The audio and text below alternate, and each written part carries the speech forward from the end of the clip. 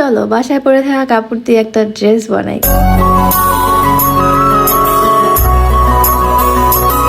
এই কাপড়টা বাসায় পরে আছে 7 থেকে 8 মাস হলো। তারপর হঠাৎ করে আমার চোখে পড়লো, আর আমার চোখে কোনো একটা সুন্দর কাপড় পরবে সেটা হত্যা না করে আমার শান্তি আছে। অনেকদিন পর্যন্ত ইচ্ছা ছিল এই টাইপের একটা গাউন পরবো, কিন্তু ভাইরে ভাই এই টাইপের গাউন বাংলাদেশে মেক করে না, বাইরে থেকে আইনা যারা সেল করে তাও হাই প্রাইসে 3,500 4,000 টাকার নিচে কোনো ড্রেসই নাই।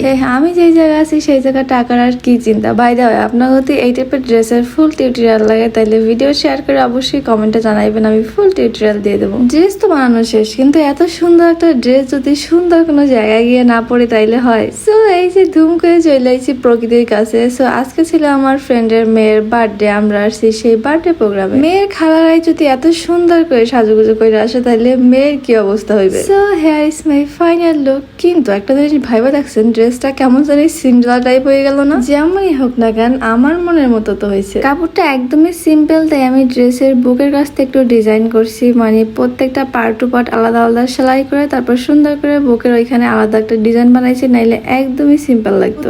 আমার ব্যাক শুনতে ভালো লাগতেছে না, একটু মিউজিক সহকারে সুন্দর করে দেখেন। মিউজিক না ড্রেস কেমন লাগছে কমেন্টে অবশ্যই জানাবেন, আর যদি ভালো লাগে তাহলে ভিডিও অবশ্যই শেয়ার করবেন। তো সবাই টাটা বাই বাই, আল্লাহ হাফেজ, দেখা হইবে নেক্সট ড্রেসের সাথে।